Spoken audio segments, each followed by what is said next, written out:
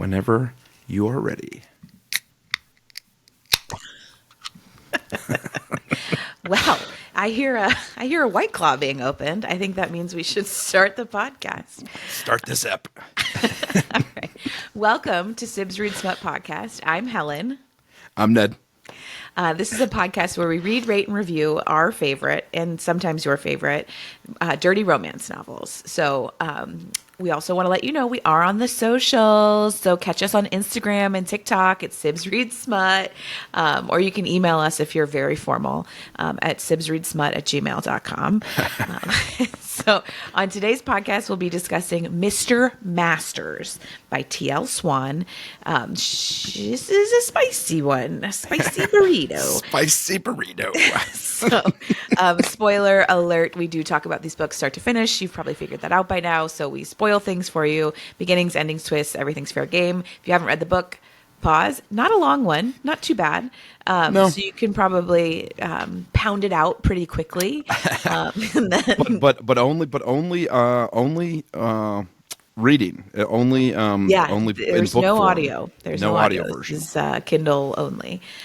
So go read the book. We'll wait. Not really. We're going to start right now. All right, Ned, give us a brief summary of the book that you've probably never read before and have no idea what it says. I have not pre-read this. Let's get through here. Let it rip. Let it rip. All right. What happens when the nanny breaks all the rules? Read Mr. Masters by T.L. Swan to find out. Is the dad always supposed to masturbate to a Polaroid photo on night one? Is the nanny always supposed to run over her boss with a golf cart? Likely not. However, this book covers these topics and much, much more, from a dead spouse, suicide, the questioning of one's sexuality, to the new therapy technique called hookers. Will they or won't they? They will. They will. Yep, pretty That apt. sum it up? Do you think that? I mean, that's covers it? pretty goddamn good summary. Okay. I mean, the speaking of dead spouses and whatever, of our first 11 books that we've read, 3 other books have dealt with death in some form or another. Fish fuckers, dead spouse. Bad girl reputation, dead mom. Done and dusted, although dead for a while, also dead mom. Dead mom. So it's like, are we getting to a theme here, Helen? Is this just going to be? I mean, and this book starts off at the dead wife's burial plot in the graveyard. It's like right. with her headstone and whatever else, and then he's like, "All right, dead wife," and then goes right to the whorehouse, and it's like For therapy. For his therapy session. Therapy. That was my favorite part of the whole thing. He's like, I have to go see my therapist. Yeah, I mean, Helen, as a therapist, I mean, does it work? Depends what you're fixing, but it may be. I never say Apparently never. his semen levels. Yeah. Yes. Wow. All right. So I had read this book before. This is a new book to you, right? You had never read virginal reading for me. Virginal reading. Did it hurt?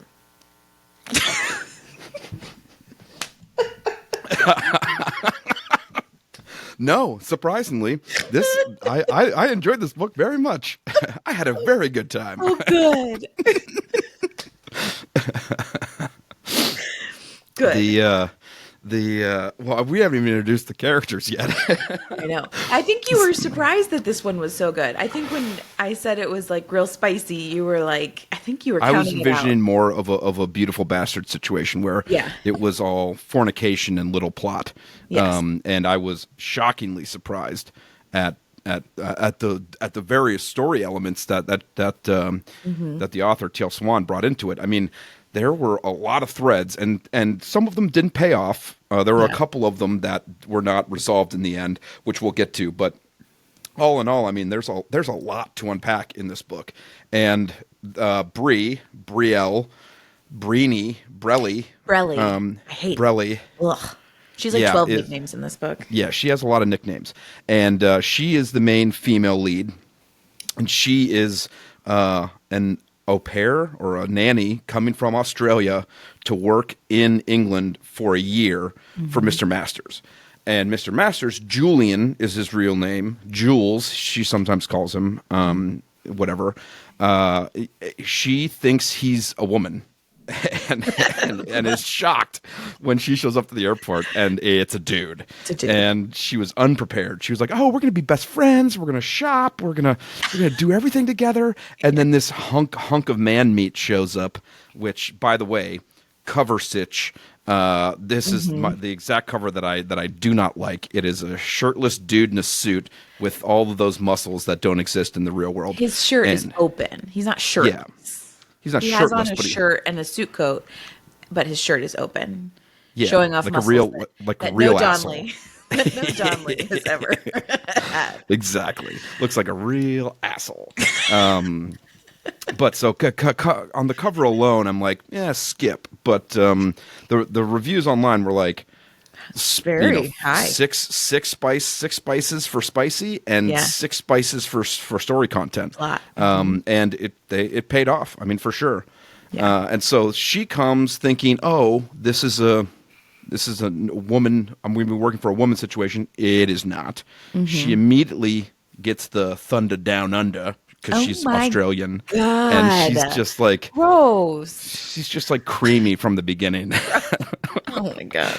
They use that a lot in this book too. So if that grosses you out, oh yeah, they say I have it noted in my notes. But that did not stand out to me. Oh yeah, my creamy nanny. He keeps saying it's like gross, like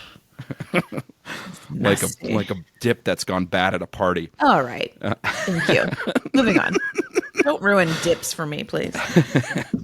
And she has no experience doing this either. She has never taken care of children before. An engineer. Yeah. Briella's an engineer. She designs machines or something.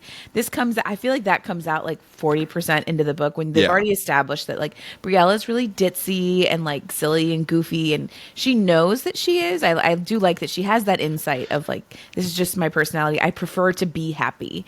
And so she doesn't let a lot get her down. She's funny and goofy and doesn't take things very seriously, and which couldn't be more different than Julian, who's very serious and uptight, and 15-year age difference. Yeah. So different points in their life, and she was 20. She was 24. He's 39, right? 26, I think 25 or 26. 25 because she turns 26 in Rome, and he's 39. He's not 40 yet, I don't think. No.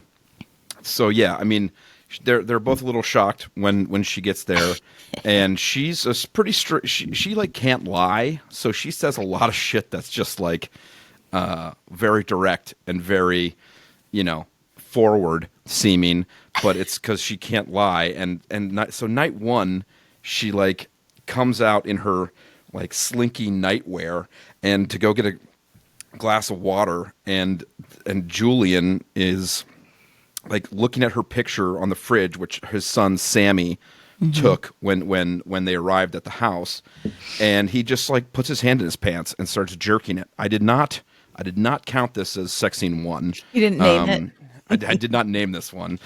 Just slight kitchen jerk sitch. But it, night one nanny stuff. Yeah, some jerk chicken. But she's like, what am I doing here? Like, this is weird. And then she stays and watches for a little bit, and he like takes the photo and goes upstairs, and it's like, all right, that's not great. She's like, this probably isn't great. I go, understatement of the fucking century. My God. She's standing in the dark, like watching him put his hand in his boxer shorts and like stroke himself a few times. I'm like, okay, all right, not great. And then she's like, then the next day, she just seemingly knows everything about the family, and she's like, stupid men. She doesn't. The first morning, so she like watches him masturbate, and then the next morning, she's like sitting in the kitchen at 7:30, like, where is everybody? And she had just totally messed up her first morning, because this is the whole plot that moves the book forward, is that she's not a good nanny. She was an engineer back in like back in Australia. And so she shows up and she doesn't know anything. The kids' schedule is like on the fridge, and she was supposed to wake them up at like 7, and they're supposed to leave at 7:30 for school, and nobody can be late, yada yada, all of this stuff. And she keeps like messing up. So the first morning, like she gets a call from Julian, and he's like, "Is everyone like in the car ready to go? What's going on?" And she was like, "Yeah, of course," when she hadn't even woken anybody up. And then he was like, "Well, I left the schedule on the fridge." And she was like, "Oh." And so she lies to him. It's like, "Yeah, everybody's fine. We're all good." And then she like runs around trying to like get the kids up and get everybody When ready. he calls the daughter and then she she walks totally in the- rats her out. Oh yeah, she walks into the 16. So there's 2 kids in this house. 16-year-old is Willow, and the 8-year-old is Sammy, and a little boy. And so yeah, like she walks into Willow's room to wake her up, and Willow's on the phone with the dad. Like, no, she just walked in. This is her first time coming in. Yeah, So she's not even dressed. Yeah. But she had some reaction where she's like, "Stupid men, they don't have a fucking inch of empathy for anyone but themselves." And I thought that was around there. And I'm like, it seems like an overreaction for like your second day. I think maybe it was because she didn't know what she was doing. It was her first day, and he's like giving her attitude on the phone. Yeah, I want to say that he probably. like yelled at her a little bit. And she was like, "Stupid men." I'm like, "What? Pump the brakes, honey." I'm like, you know, that did not stand out to me. I feel real like we had real different, misogynist. different experiences of this book. Well, and then she has like a full knockdown, drag out fight with Willow on the way out the door. And, you know, like a real Tells her to like combating. fuck off. Yeah, like, And like the 16-year-old. She doesn't wake him up. She screams at the kid. She didn't, you know, she lied to her boss twice. And you know, great first day. Great first day. Well, he fires. I mean, he was like, "Let's meet tonight," and he's like, "I'm gonna fire you." And she like begs him to keep her at least for 3 weeks until she can like find another job. She came with a friend, and the friend was doing something else. Yeah, and she's only here for a year. You know, she's like she's on some special visa, so like if she got fired that day, she would have to like fly home immediately. Yeah, or find a job. Like she can't leave this job until she finds another one. So her goal, he's like, "All right, I'll give you 3 weeks. Like you've already fucked up quite a bit on day 1, but I'll give you 3 weeks, and you're fired after. Essentially, like you're fired after 3 weeks, and you can try to earn your way back in, but good luck." You know, clearly she does. But yeah, but he in that span of time too has also been cold to the kids. Like it's not a very happy household. No. And she's noticing this right off the bat. And like she talks to the housekeeper too, and the housekeeper gives her. The housekeeper's like, "This is not a happy. This is not a happy home." Yeah. And you know he has not dealt with the death of his wife at all. 5 and the years kids really haven't prior. either. Yeah. Yeah, it was the wife 5 has been dead years for about before. 5 years. Yeah. And you know she after like going to confront him that night is like, "I'm in some stupid rich twat's house, worried about his children who he clearly doesn't give a fuck about." And I'm like, she's been there for 12 hours and had been asleep for half of that, and she knows everything. I'm like, she's an asshole. I was like, she is super sweet with the kids, and she obviously is bringing a different attitude to the house, but she's pretty fucking judgmental about the situation. Is the dad doing everything right? Fuck no. But it's like, you've been there 12 hours, pump the brakes. But that being said, she has the right idea. She needs to break him out of their funk. I just didn't like the "I know everything" mentality that she brought like right away. I didn't take it as an "I know everything" because I do feel like she was pretty she didn't know what the fuck she was doing, and I feel like she led with that of like, I am gonna do my best and try to figure it out as I go. And like, especially with Willow, I think Willow, the 16-year-old, was the hard one to crack. Like Sammy was just a sweet little kid and loved her like right off the bat. There was like no question.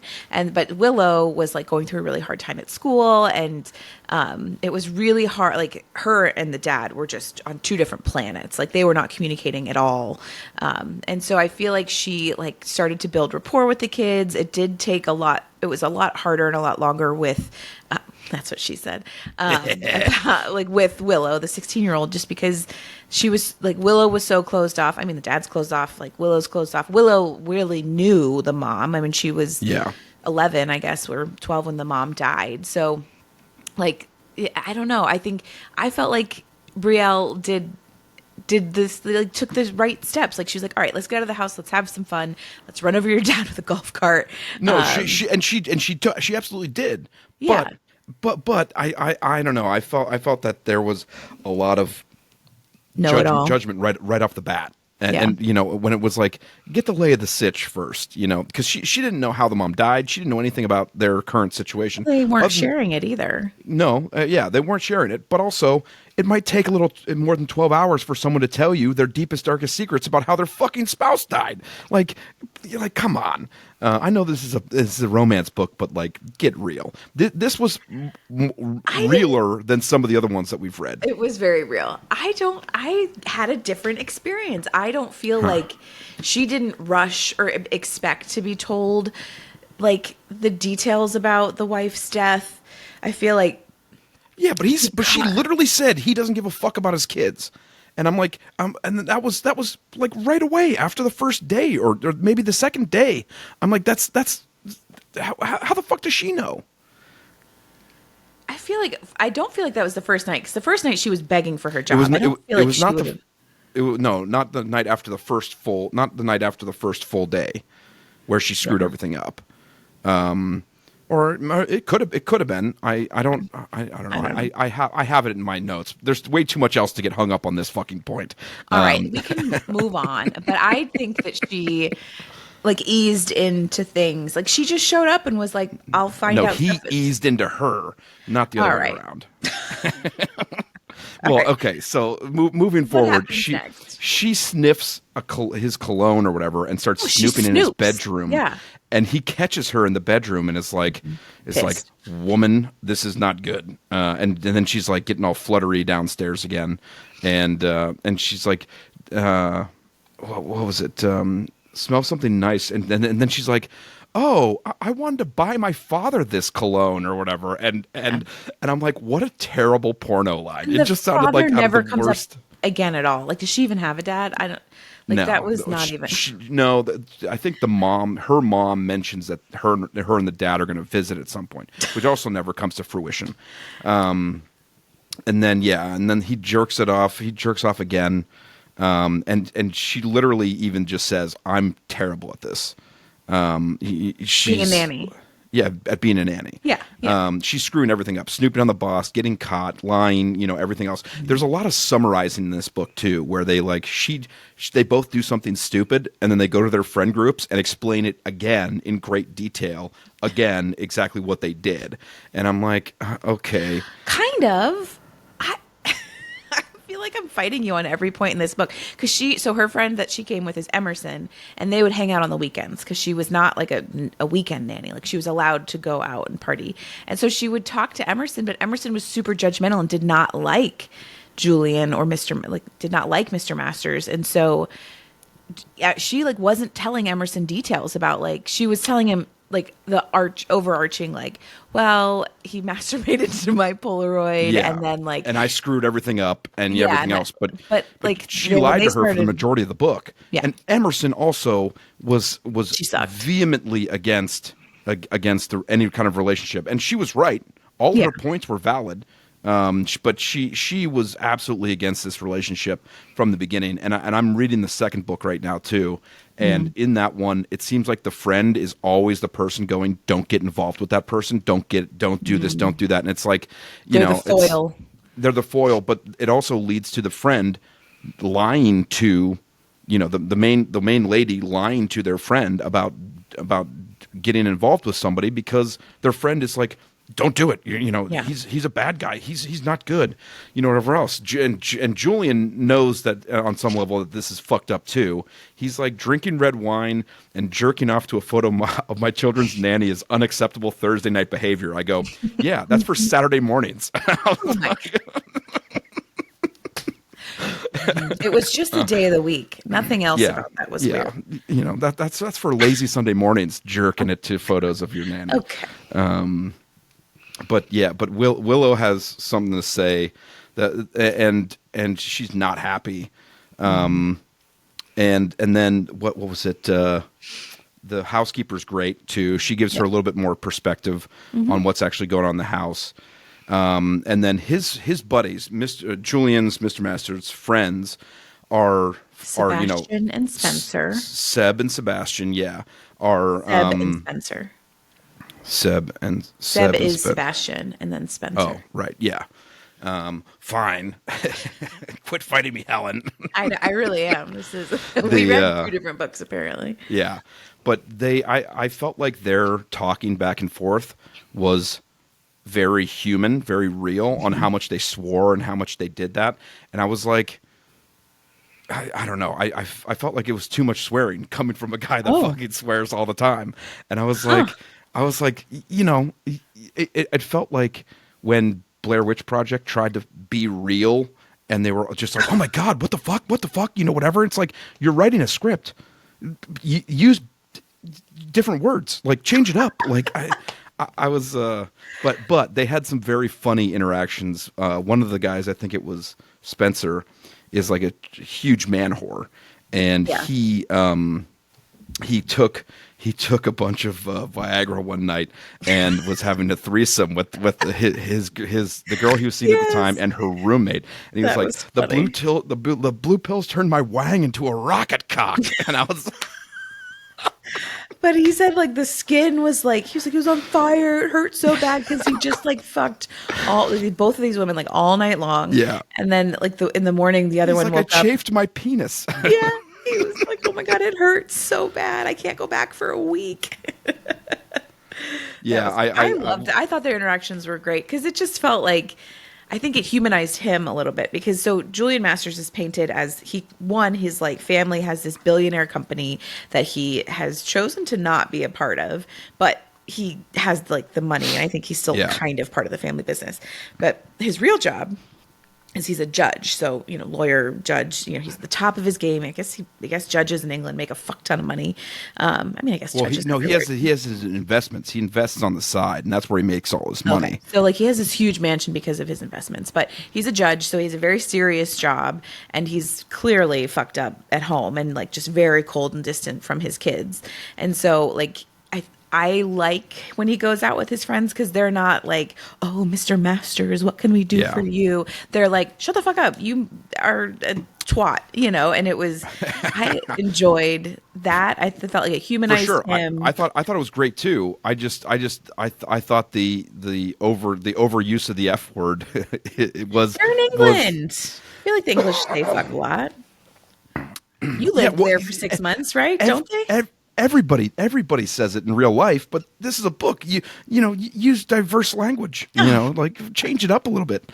But yeah, I mean, at the end of the day, whatever. Yeah. But it's they start like flirting with each other right around then too because Brielle both and of his Mr. Masters, Brielle and not Mr. Masters because friends. well a little bit, but his buddies are like, yeah, just bang her. She's hot. Like have sex with her. And he's like, no, she's there to She's take my care of my employee. kids. Yeah. But he's in his brain. He's like humpa humpa humpa, and it's like, and didn't it need to comes. see that. and she's like she's saying like weird stuff like I really like your cologne and you're sexually active, and it's like what super professional on both sides. They just can't keep it in their pants at all. No. And we haven't even gotten to a sex scene yet. We When find was out his the mother. first? Oh, sorry. And we find out his mother placed the ad that he didn't Yeah. think he needed help at all, which biggest fucking lie of the century. Yeah. And like this is like night 2 or 3 or whatever. He's like she asks him, "Do you like your women wholesome and pure or dirty and slutty?" And he's like, and I'm like, they're like drinking scotch and kind of commiserating about the kids and talking about their week or whatever else, and they're drinking scotch together, and They she's start like, to have these like nightly meetings that Yeah. are like because you said at the beginning like she thought she was coming to England and was going to be like best friends with this mom and they were going to like Yeah. do stuff together, and so her friend is living in like in my mind like downtown London, like far away from where she is. She's kind of stuck at this house with these kids, and so she told Julian, she's like, I want to be your friend. And so they start this trick of whatever. So at night they're like, okay, we'll have scotch together and we'll sit and we'll talk about our days, and like he clearly needs a friend, like not Yeah. his friends, but and she is is seeking that, and so they start to have scotch at night. It's the Well, truth she's also serum. alone in the house. She has the 2 kids, and he's the only other adult around. Yeah. 6 days, It's six, just 5 to 6 days four a of them. week. So, and she's like a separate bedroom off the side of the house. And so she comes in the kitchen and like they pour scotch and they talk and they call each other Bree and Jules. Those are like their names when they're being friends. But then Yeah, when but they're like I don't even know if kids, that started yet. I think that they comes establish later. that later. But I think Yeah, it like once they start sleeping together.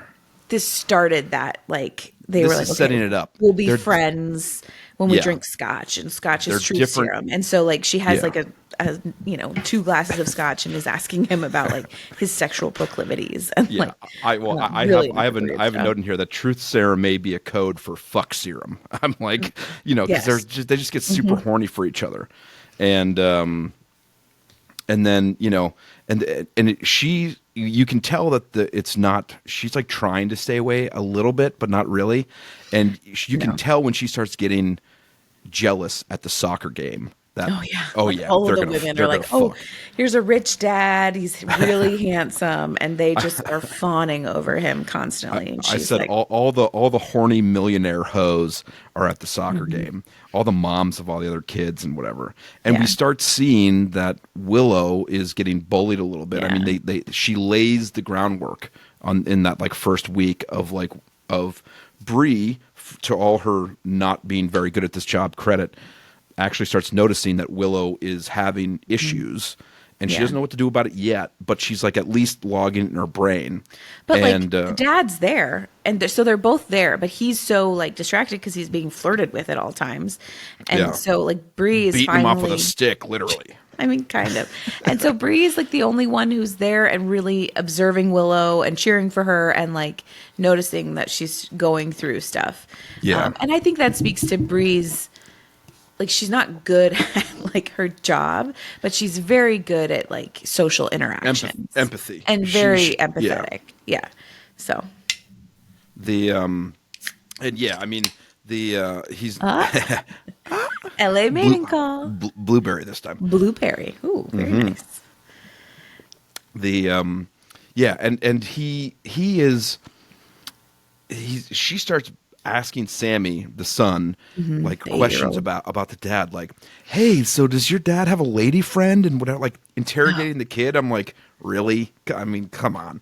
But He'll tell her. it was relatively innocent. Yeah. But yeah, she's like, she starts watching him. She's like just getting all wet, like watching him walk around and doing all this stuff. And it's like, all right. And I think everything that we might have just talked about happened on like the first or second day.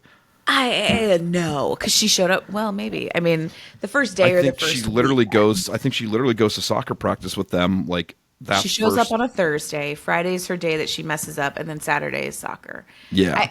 The whole first like half of this book takes place in the first like 2 or 3 weeks. Yeah. I mean, it's and then it skips ahead quick. pretty quick. Yeah, and then there's like a 10 weeks forward and 18 weeks forward, and so it does jump a couple times to propel you into the future. But yeah, the first a lot happens in the first couple of weeks. Well, because this blonde Rebecca clone millionaire woman is hitting on him at the soccer game. She comes up a couple more times, but like she's known him for all of like 24 hours, and she's like, Rebecca's just too blah for a guy like him. And I'm like, okay, like you 2 days ago you thought he thought he was a woman. Like what the fuck do you know? Ed, people can get to know each other quickly. She's catching the vibe. Yeah, I know, but the sleazy soccer sluts did not really help. Talking about all the other moms, but then she decides she's gonna go out for a spite bang on Saturday night to like get away from him and like stop thinking about him, and it doesn't really work out great. No, the guy was like an asshole, and so then she came Well, home. the guy wanted to fucking double team her with his friend, and she was like, I don't know about that. So she comes home, and they have more flirty conversations or whatever else. And then like, was it the next? I think it was the next day. He starts calling her Miss Brielle, which is yuck. I did didn't not like like that. the nickname. That was his professional term for her. So she referred to him as Mr. Masters when they were working, and he referred to her as Miss Brielle, and I'm like, blah. I mean, it's not as bad as Babe or whatever, Baby or whatever else, but it was I didn't love it, and because they say it so often Yeah, too. it's the repetitive nature of it that's just like, all right, that's old, gross. And then I don't know, it was the next day or something like that. It was like a lazy Sunday, and he's just like straight up jerk, or maybe it was Monday morning or some day where he was home when he was not supposed to be, and he was just straight up cranking it in the bathroom. And she walks in on him, and they like lock eyes, and he just like jizzes all over his stomach, and then starts rubbing it in. I'm like, that's yuck. Yeah. Then he recounted that to his friends later too. Yeah, that's Told what I'm saying. whole There's story there's all over lots again. of there's lots of recapping, and I'm like, I didn't love the entire recap again. I'm like, you can narratively, you can just skip to after you told them and get their reaction shots to that. Yeah. Instead of just going through the whole thing again. Sometimes it was very funny, like when Bree was telling Emerson about all the fuck up she did on the first day, like having them all in one cohesive paragraph was very funny. Yeah. But everything was recapped in here. There was a lot of thinking about the stuff that had already happened and explaining it again. And I'm like, all right. And that was literally my next note. Lots of recapping. Masters in the garage, Bree with Emerson, Yeah. It's a lot. And they this is going to be a 3-hour podcast if I was we going go to through say, all of we my need to get notes. to the sex scenes. Come on. let's All right. let's go. So first of all, they go to golf. She decides the kids need to get out of the house on like a Sunday or whatever.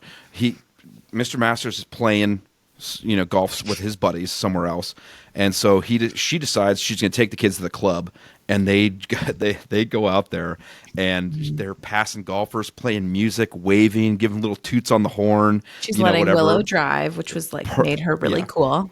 Perfect golf etiquette. This is where Willow starts to like really defrost to her, and she's like, "Oh, Willow's flirting with the boy at the counter." So she's like, "Oh, we're gonna get her laid," or more like a date, but same. And so she's feeling sorry for these kids. She's doing everything she can to get them out of the house and have fun. And she's like, these kids are miserable. He makes everyone around him miserable. I'm like, get some therapy, you buttholes.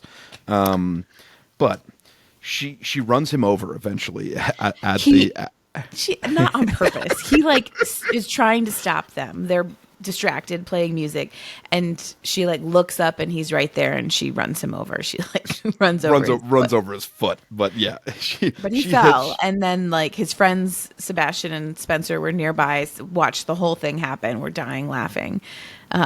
And so it was a frosty ride home. It was, but that scene was that whole golfing scene was great. Yeah. And very funny and very well put together. And yeah, and she is such a groveler too. Even when he was firing her night one, and she hits him with the cart. Obviously, partly his fault, but also she's like, "I'm so sorry I ran over you. I'm so sorry about last night. Please forgive me." She just keeps doing that throughout the whole book, and I'm like, I didn't love that either.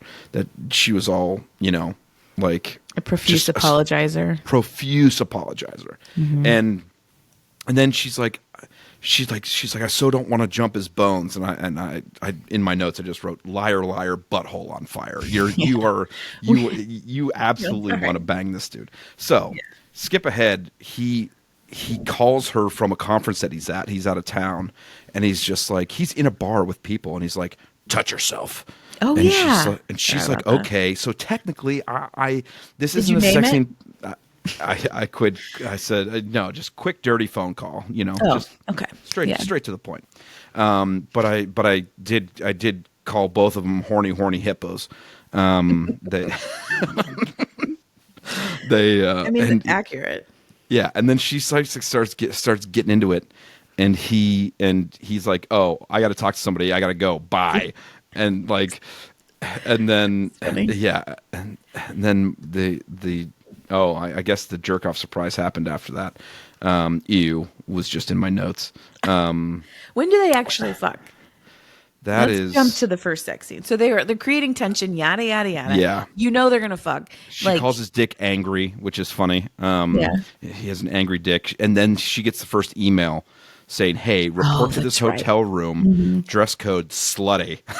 I was like, "Okay." Yeah. So she comes in wearing a white, short, tight dress with red lacy bra peeking out, red stilettos, matching clutch, and you could probably see her G-string through the dress.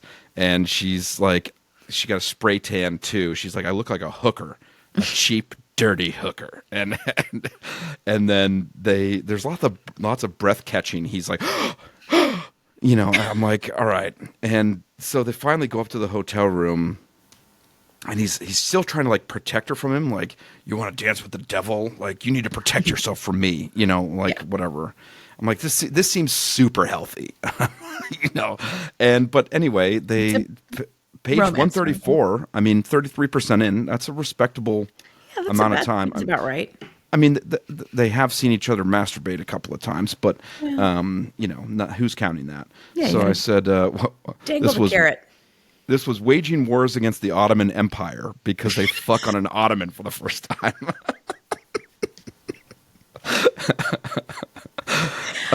I don't know what to do with you. That is wild. And he moves a mirror right in front of the bed. So Yeah. I was like, mirror, mirror, who's the sluttress? I was like, Who's the sluttress of them all? yeah. And then I was like, here are yucky things from the first sex scene. He goes, I need you creamy and loose, yucko. Oh God. Okay. He goes, I will take my pleasure from your body. Yes, that's true. Red flag. He goes, you were born to fuck. I was like, oh, okay. And then he's like, I was like, big dick, check. Arrogant asshole, check.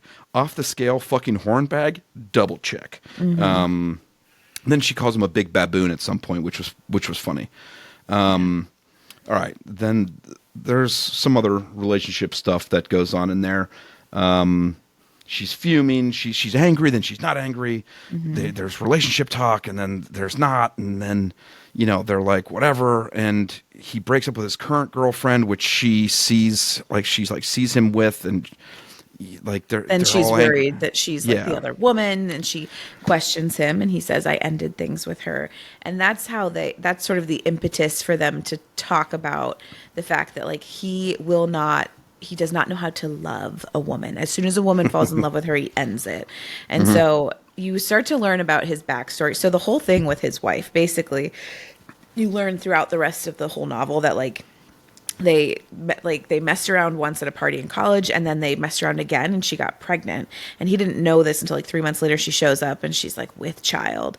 And so because he's from like a billionaire family, there's like legitimate concern, and pretty much we think what happened was that she was trapping him for the money. And so he like did the right thing. He married her. His friends tried to talk him out of it, but he he's never like, loved her. But he never loved her. And so they weren't in love when they got married. Like they were doing the right thing for the kid. And then, which was Willow. And then they, bought this house, They had moved in sex together. like 2 more times and had Sammy, and then he Yeah. could only fuck her when he was drunk, and Yes. then she started drinking. And so, so then she started drinking.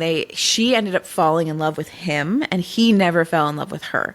So like they had this terrible relationship where she was miserable. She was drinking. They did end up having Sammy, but they only slept together like 3 times total in their marriage.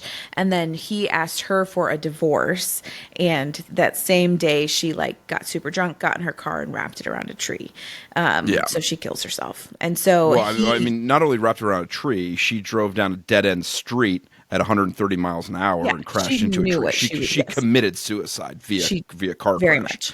much. So she killed herself, and then that is like what. So Julian is fucked up from this, as he should be, but he's also kind of fucked up from like the entire marriage in general. Like he doesn't know how to love people. He doesn't know how to be loved. He's never been in love. He never wants to get married again. He never wants to have kids, which comes up a lot with Brielle when they then, of course, will they, won't they? They will. And so there's a lot of, you know, a lot when of they have his, their falling out, there's a lot of you know, his issues that are coming up. Yeah. So that's the whole story with his ex-wife. And then of course it's like he sees, you know, so much of his wife in Willow, and so it's hard for him to connect with her in a million different ways. And so there's just a lot. I mean, there's a lot of layers to this that makes it not like beautiful, not just like the plot as porn, the porn at what. So this has more plot than just porn. It has porn too, but also has a lot of plot. So that's the story with the mom. There's also like a really detailed story with Willow. And so she's getting bullied. She thinks she might be into women. And so like she was not eyeing the guy at the golf course. She was eyeing the girl. And so that comes, I don't know if you want to talk about that as in the grander context of like Brielle. So basically Brielle starts to notice that Willow is really interested in this girl that she's golfing with. And so Brielle she thought it was the boy, and then realizes that she's actually interested in the girl, and she might be gay. But let's hold on. Let's catch back up to the in sex. Let's catch up in the story, because we are way down. I mean, we are way down the line. I mean, that doesn't happen until it's like 75% through. He breaks up with his current girlfriend, and he's like, "I'm going to free you up for a man that can love you the way you should be loved." I'm like, he's full of shit, and he's full of shit. He means it, but he's full of shit. He thinks he means it. Yeah. Yeah, and then they start doing this hotel sex extravaganza, where like he tells her what to dress up like, and she comes to the hotel. These like fake role play scenarios, and that's when like the dirty talk starts. So like page 175, 42, secretarial suckathon. And she's like, "Do you want to blow inside me, Judge Masters? Do you want to fill another man's wife with your load?" Like it's detailed. Gross. And then there's the I don't even know what this one means. For like 47% dancing population queen. I don't even know what that means. I just assume population is semen of some kind. And dancing queen. They go out dancing. I mean, that's like they go out. Right. There's like a date. They go on a date or something. He finally takes her on a real date, and they go dancing. And she's like lines up like 4 shots and gets 4 margaritas, and is like, "Let's get fucked up." And they like wind up at home. Oh yeah, I mean that's towards the end too. They go to the Texas barbecue restaurant, which was fun. And she rides the bull because she's so like ditzy and funny. And Mr. Masters is like, "No, you could get hurt." She's like, "Watch me." Well, when you can see him start falling because he starts getting protective in that moment, and she orders the huge rack. And it's like, those are ribs, Helen. It was like, "Oh, we're from Texas now." Yeah, Texas. And then she second book in a row with or no, Done and Dusted didn't have any of it. But the page 229, 54%, I said Red Bull gives you wings because they screw on her period. And then, Jesus. She's like calls to cancel. She's like, "It's my time of the month," and he's like, "Okay, I'll wash you in the shower," and then he's like, bang you. It's like, okay, come on anyway. Yeah. Red Bull gives you wings. And then we find out her backstory. She has a cheating ex, and she, who like serially cheat on her. Yeah. But he did it out of town for like a year, 2 years or something like that. And then he finally slept with one of her friends, where like everybody knew both of them. And it ruined it. And she finally let her go, and he was committing suicide. It was a very toxic situation, which is part of the reason why she came to London in the first place. And so now Julian knows a little bit more about her. She is trying to still pry stuff out of him, but he's still kind of a closed book. They go to this like fancy ball dance, and where he's a jerk. where he like ignores her because he doesn't want People to know they're together. Secret. Yeah, they're keeping it secret from everybody, and so he's like ignoring her for like 2 hours, and she's getting pissed. And even people at the table are like feeling bad for her. Yeah, like your date sucks, and she like storms off, and she's justifiably angry. Yeah, and she, he's like, this isn't a relationship. It's like, no shit, Sherlock, but you're still were being an asshole. Yeah. It's like, this isn't a relationship, but this is a train wreck. But she doesn't want to leave because of the kids, even though she's furious at him, and then. There's the whole Jersey thing and blah blah blah. They're yelling at each other, and then they finally have this knockdown, drag out conversation about she puts all the jerseys for the soccer team in the I like that anecdote in the dryer, and they're like wait, you can't put the jerseys in the dryer because the numbers are all melting off the back. And she's like, in Australia, you can wash your jerseys. We don't have these pussy jerseys like over here. And she gets super defensive. When it was the night she was like out drinking, and Willow texts her like, don't forget we have to wash the jerseys for tomorrow morning. And so she gets home drunk, and she's like, fuck, forgot the jerseys. And so she's like thinking she's doing a great thing, she like puts them in finally, and she's like, I gotta dry them all, and then they weren't dry, so she like cranks the heat up, and then like the family comes home, like the kids get dropped off with Julian, and they like find her in the laundry room like, fuck, like all these numbers falling off the jerseys. I thought that was hilarious. Well, and they're yelling at each other and whatever else, and Sammy's like, oh my God, don't leave, like, because they're kind of yelling at each other, and she's like, I'm not leaving. You don't ever have to worry about that. I'm like, you're on a 1-year contract. Don't start making promises that you can't fucking keep. She said that a lot. Like, I'm not going to leave you. I was like, yeah, I'm never going to leave. And it's for like 1 year. Yeah. So. Like pump the brakes. I'm just gonna keep repeating. Just gonna keep repeating that. And then she like dresses him down later on about his treatment of the kids, and like he like ignoring her is upsetting her. And he's like, tell me the last time you talked about anything with either of your children that was about them, instead of just like what you're doing today or what you're having. And she like gives him what for, and it was. She's not wrong. She's not wrong, and it was good. And it was like, okay, at this point, it's been months. I'm like, now she has an understanding of the situation and can really give him hell. The stuff that she was saying early on was mostly in her brain. She was not saying that out loud. I was just like, you're being judgmental. But now she can actually say that because she has the lay of the land. Oh, what are you doing, the mom thing to me? Fuck you. Oh. And I go, and this is when she's like starts really lying to Emerson too. It's like, if you have to lie to your best friend, it's probably not a good situation. And like Emerson's list of all the reasons that that Bree shouldn't be with Julian is 100% accurate. She's like, whatever you do, don't sleep with him. Everything will just get complicated and messy if you do. She's like, blows out a deep breath. She doesn't want to get, she doesn't want to get into it with her. And then she's like, he's older. He's 15 years older than you. He doesn't want kids. He's already been married. Probably doesn't want to get married again. Literally goes down the laundry list of everything that goes wrong in the relationship. Like 20 chapters. It all comes to fruition shortly after. Yeah. Yeah.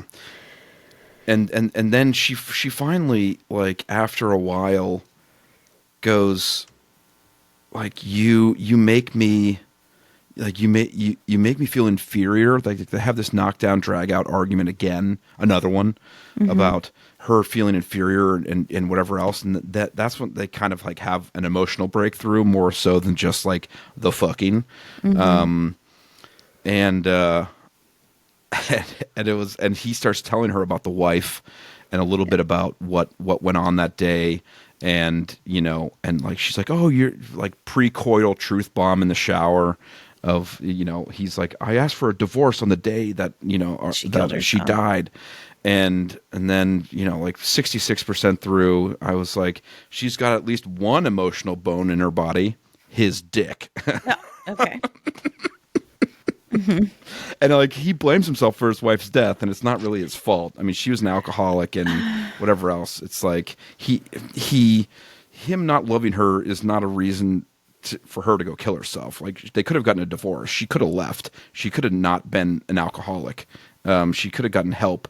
They could have gotten therapy. There's 1,000 other things that could have happened other than her being a drunk and suicidal mess.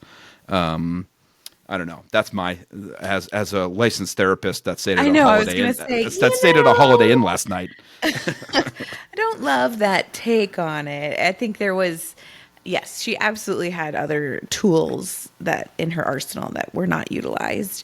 But I think there's some very real men. I think what I liked about this book, and I know there's probably sex scenes that I'm glazing over now, but what I really did like about this book was that there were some really serious topics in it, like Willow's grappling with her sexuality and starting to date, and like there's suicide and divorce, and there's a lot of like really complicated backstories. They both have these really complicated backstories.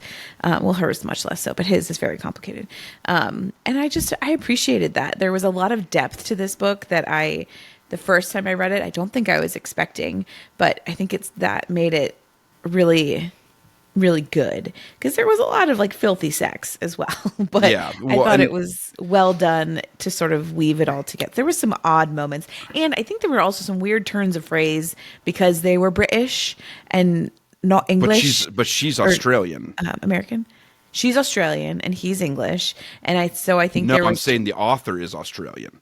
So she's writing in British slang with terms that I think sometimes are more Australian than they are actually British. Well, that makes sense. There were some things where I was like, I don't remember that from any other British slang that I've ever heard of, and I think it was maybe a little cross pollination of Australian slang and British slang. It had to be, because there was some phrases that I was just like, wait, what?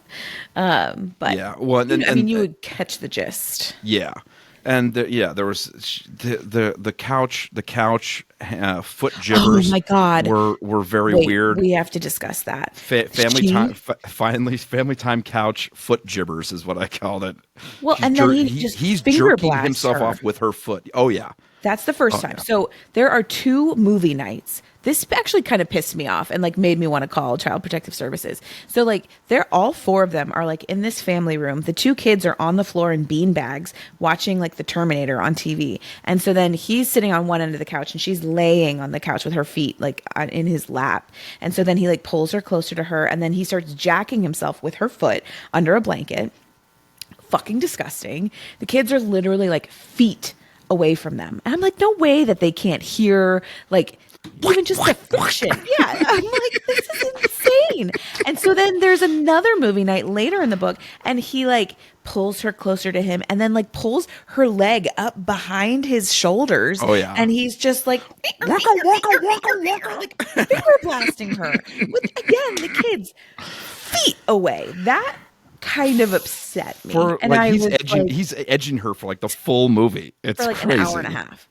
I could not get over it. There's a whole scene in here where they like get animals, and she like convinces him for them to get a dog and a cat, and that like leans into her like fun, playful side. But then it like shows they're like such a family because they're all home with their new baby animals, and the kids are watching a movie with their animals, and their nanny is getting finger blasted 3 feet behind them while they're in their bean bags. I was he's neck deep, really like, uncomfortable right behind him. It was that part. And yeah, I hated.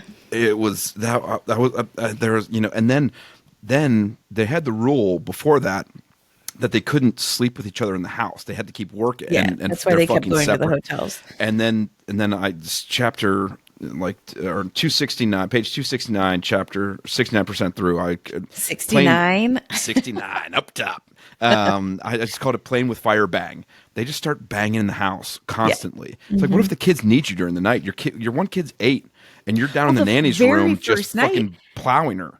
The very first night, Sammy sleepwalks when there's like a big change. I feel like never came up again. It came up in soon after when he was like, well, it really only happens when there's a big change, and you moving in was a big change. But then it won't happen if the other things don't change. And I feel like she was almost like walking back that moment of like the first night Sammy sleepwalks and then ends up in Brielle's room, and she like doesn't notice. She just kind of feels like a shithead, which she should. Like, there's a child sleeping at the foot of your bed. She was also, jet she lagged, just yada, gotten yada. jet lagged, flew across the world. Okay, fine, whatever. So Sammy sleepwalks in her room, and then the whole rest of like the second half of the book, they're fucking in her room, which is downstairs and off of the kid, like away, kind of, but like.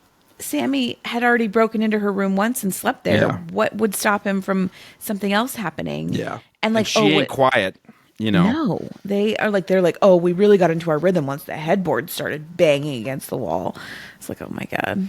Okay. Oh yeah, we didn't even bring up the bondage one before that. Oh, the bondage one ended up being the Red Wings one because she was going to cancel and then she didn't. Yeah. They did that one. I called that. Oh no, hold on. Barry Bonds. They had the quick oral fixation one where they just did a bunch of mouth stuff. That's when he came out and told her.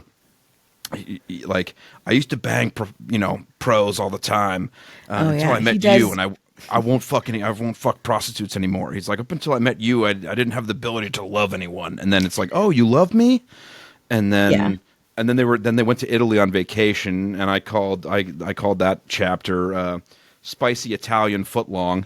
Because of his huge dick. Yeah, and, I followed. Thank you for clarifying. Yeah, and then Willow is the Willow gay stuff, and then bondage butt bonanza came up after that, about 76% through. He's like, I'm going to hit you. He goes, I'm going to hit you 3 times, and I'm going to fuck you in your ass. I'm like, okay. The dirty talk got pretty fucking spicy in here. And I was like, okay, my two notes for this are 3 notes actually. She's going to be shitting pancakes for a week. Or just little goat turds are just going to start falling out. And can you get jizz colonics?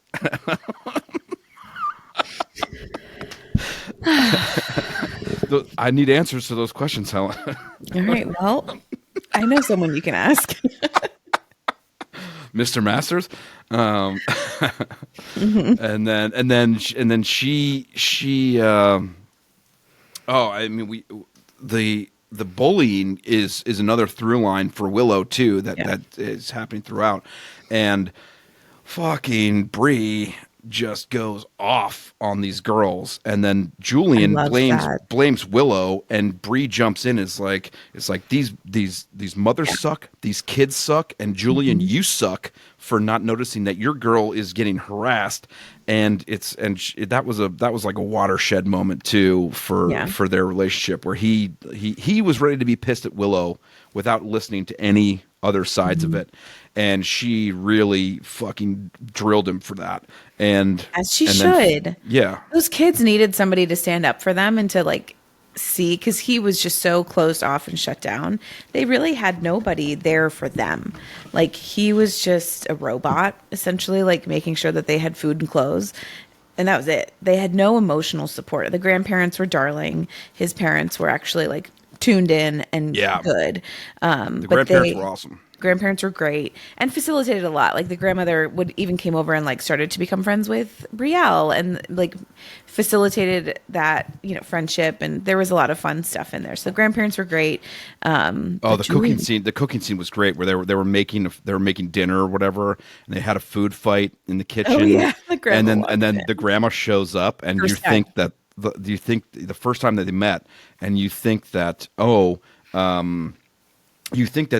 she's gonna be stuffy and kind of like mean, kind of like Julian is, and no, she's super warm and endearing and loves that they're having a good time and loves that they're laughing, and starts taking Bree out to lunches and doing and really making her feel really smitten and really trying to set her up. She's like she wants Bree to start fucking Julian. Ned, she wants them to start dating. The mom is not like, just let his penis in your butthole. That's not. Francis is not. Let him fill you up. That's not what Francis is after. She's after a wife for her son. Didn't seem like it. But there's a lot of people getting getting their just desserts in this. When Julian finally realizes that his kids or at least Willow is being harassed. Yeah. He goes to the school and fucking like says, I'm gonna get the police involved, whatever else. She gets locked in a closet and like they call the police and pull her out of school, and then Rebecca, the blonde woman at the soccer games gets what for. He's like, take your hands off me. I don't like that you're touching me all the time. And I'm seeing fucking somebody. Leave me alone. Bree's like, yeah. And man. and then there was 82% was sunrise sac secretions.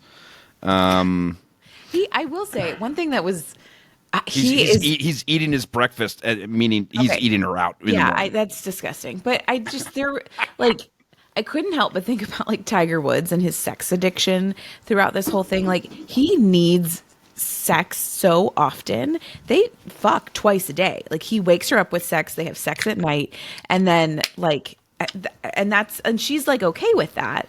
But Jesus Christ, like at some point that can't keep going. And so like that was his whole thing that he did tell her when he was talking to her about his wife and stuff. He's like, well, that's why I would see prostitutes, was because I had the sexual appetite. I didn't want to have sex with Alina, my wife. And so I would go to my therapy sessions and get fucked by these hookers. And so like, he really needs sex like a lot, and she's young, and maybe that's why he does need a 26-year-old to like keep up with him, but he has an insatiable pussy appetite. When he's been a real dildo about having like open communication lines for most of it, and like after they start having the get serious talk of like, hey, I want to get married. Hey, I want to have kids, and I'm only 25. I want these things. And he's like, I've been there, done that. I don't want that. He wants to go get the snip and makes an appointment without talking to her. And then that's when they like break up for a couple months. And it's like, hey, I got to get away from you, whatever. And then she says, I'll still watch the kids, but I'm moving out. Yeah. And so she does. She moves out. Emerson just disappears back to Australia. Also, she's just like, she had to go home suddenly. And so Emerson's just like out of the fucking picture. Yeah. Like no explanation, no reasoning behind it. Just she had to go home. So she like moves into Emerson's old room in her apartment. There were some things that just felt really convenient of like, you had this best friend all along, but you didn't really want to wrap up that storyline. So, she had to go back to Australia. She's gone. Oh, well. Well, and she wasn't talking to her anyway, so it was kind of like, okay, she's serving no purpose to the story anymore. She warned her off. She just got She's cut. not really there for anything. And then, Bree gets Willow arrested, and she gets by arrested. Willow gets herself arrested. No. What? Bree should not have taken her to that bar in the fucking first place. She didn't. They were She parked. did. They drove over there. No. They were parked outside of the like movie theater. So Brielle and the bar was not near the movie theater. Yes, it Willow was. had her drive over there. Fuck you, I'm going to look this up. I literally finished this book like 2 hours ago. Let me be clear. I finished this very recently. That is what happened. They come out of the movies. They walk to the car. And they're sitting in the car. And she looks up. And they're like Kitty Cat Club. So Willow was supposed to be on a date with this girl, like Laura or whatever. So this girl cancels plans. So Willow's really sad. Brielle's like, let's just go out to dinner, you and me. We'll go to dinner and a movie. And so they get back to the car that night, and they look out the window, and they see the Kitty Cat Club where this girl had like told Willow that she was like, well, I'm not going to go out with you tonight, but I'm going to go out with somebody else, and we're going to this club. And so they look out the window, and there's the club. And so Willow's like, will you please just go in there and see if this girl's in there? I want to know if she's in there with somebody else. And she's like, I'll stay in the car. I won't even get out. I promise. Like, just 5 minutes, go in, do a lap. And if you don't see her, like, that's fine. And so she says no at first. And then finally is like, whatever, I'm trying to be cool with Willow. So she does. And then so then without Brielle's knowledge, Willow follows her in, and and then it's a sting operation, and they arrest Willow because she's 16 and her ID clearly says she's 16 and underage. So she gets arrested, and then Judge Masters has to come bail her out. And Well, she gets arrested and outed all in the same night. Yeah, not ideal. And not ideal. And then Mr. Masters goes off, and kind it's of a like dick about it. he's a real dick about it. But once he explains himself, like chapters later, it's like, okay, he has a point to a certain degree, but they, Bree argues with her with Julian, I mean, and is like, and they have a knockdown drag out fight, and she's leaving, and he goes, if you leave me now, that's fucking it, we're done. And and she has the hardest fucking outro line for that scene. She's like, keep living with Alina's ghost and go back to your prostitutes. You're safe there. Mic drop. I'm like, holy shit. That was good. And then Julian finally explains himself about the gay comments that he made, about her being gay. And he's like, because until you find somebody who loves you as much as I do, they will never be good enough for you. I was like, that's what you should have said in the first place, asshole. Very first. That's the thing, is like, he had already fucked up. Jesus Christ. Like, you don't know anything. You're too young. You don't know if you're gay or not. It's like, well, she keeps saying, like, well, I think I might be gay. He's like, you don't know that. Take that back. You're not gay. You're not gay. Just it's like everything wrong that you could fucking say. And it's like, you can't really take that stuff back. Like, once you react poorly, yeah, you can absolutely, like, say you're sorry and say what you should have said, but also, yeah. But that's a good line, Helen. You should write that one down. Until you find someone that loves you as much as I do, they will never be good enough for you. You should write that down. That's a good parenting line, I think. I don't know if it's my parenting style. I hope I trust my kid enough to know what they the amount of times need. that I wrote y'all mofos need therapy throughout my notes is a lot. I should have counted those. And then for whatever, she caves for no reason. She just comes back and goes, I don't care if you don't want to marry me. I don't care if you don't want any more babies. I can't live without you. And I'm like, no, there was nothing really that changed her mind other than distance and whatever else. And then the alliteration is great here on my 93% through. Engagement, erection, explosion is what I called that one. And he keeps calling her his creamy nanny, which was gross. And yuck. And then he goes and apologizes to his dead wife for loving a new woman and not loving her, that was weird. which was like, okay, all right, still get therapy, you dickhead. And then he actually does go and get real therapy, which seems to work. And then they tell the kids that they're getting married, and like only Sammy is surprised. Like Willow knew that they'd been banging for months. And then page 416, 95%, almost done. This one's called You'll Poke His Eye Out.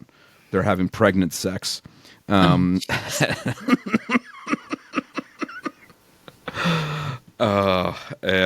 then like we never hear about Emerson, anything more about Emerson's concerns or why she had to go home. We never hear about the parents. They set up a visit from the parents, and it never comes to fruition. Wedding, though. They come to the wedding, but the mom was like, "We're going to be over there in a couple weeks for holiday," and then months go by. And we never hear anything about it.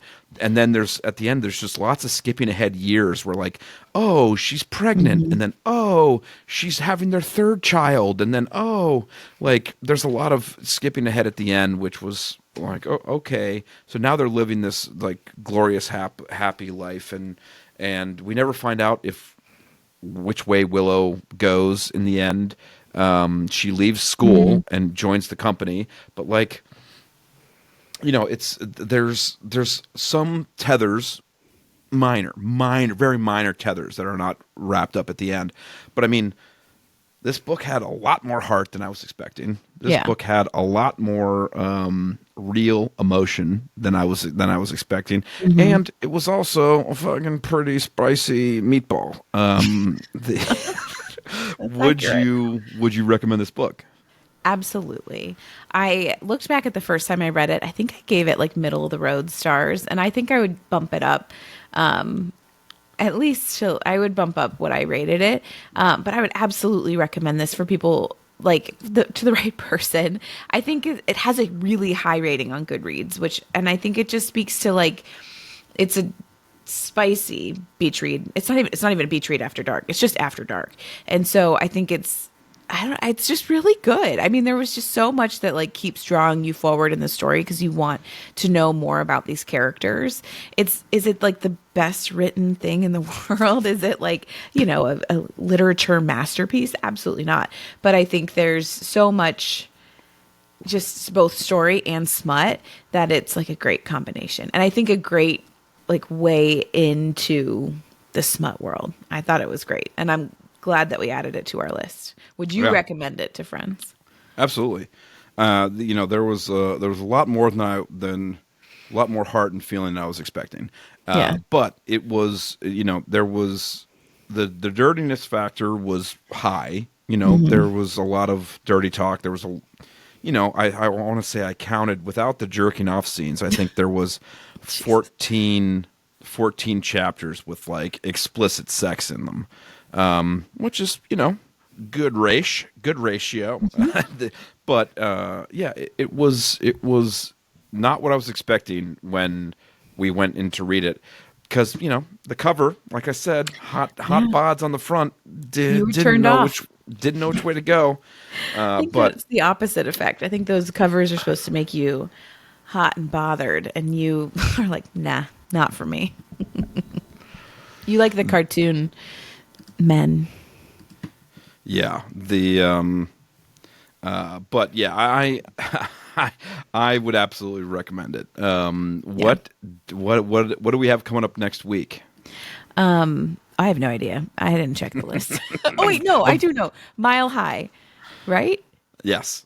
Okay. That is what we have coming up next week. You are the worst. You always ask me, and I know that I don't prepare for that question. I know. I just want to throw it right in your face that I'm more prepared than you are. Gee, thanks. I would like to throw it in your face that Willow and I walk out of the movie at 11:45 p.m. Our arms are linked as we walk back to the car. ... We get into the car, and I glance across the road and see a hot pink neon sign. Kitty cats. Is that it? Fuck you. I just proved my point. Page 379. Suck a dick, Ned. So I might not be as prepared about next week as you are, but I was right on that scene. You're too close to your camera. Are my peas popping in my microphone? All right. So yes, next Mile week we High have Mile High by Ford. Liz Tom Ford, and that's a good one. You have it rated as medium spice on here. Medium plus. I don't think it's quite as spicy as like a Mr. Masters or like Beautiful Bastard, but I think it's really good. I love. It's been a couple years since I've read this one. Yeah. Well, and it's sports smut. Sports. We're back to hockey smut. I think this is the first one is hockey, right? It might be They're basketball. Flight attendants? No, I think they're flight attendants for the hockey team. Yeah, because the Mile High series has goes. I think it's hockey, basketball, then baseball. It's getting all the big sports in there. Yeah, Chicago based, so my hometown. Yep. Yeah. And I mean, I think that's a great next book coming up. I think I've read all three of them so far. There's 4. Is there 4 out already? There's 4 out, and there's a 5th one coming out this year, I think. Well, fuck. I guess you don't read enough. You were showing off, and now you've been put in your place. Yeah. Shut it. All right. If you're liking our bullshit and generally laughing at our jokes and bullshittery, please hit that like button. Like, rate, review, subscribe, all that fucking bullshit. And we've already said what's coming up on next week's episode. Mile High, Liz Tom Ford. Fucking hop on it. Read it. And I wanted to thank everyone for tuning in and listening. Yes. We will see you next week, Smutters. Stay smutty. Stay smutty. Until next time, smut away. Smut away. Oh God, out.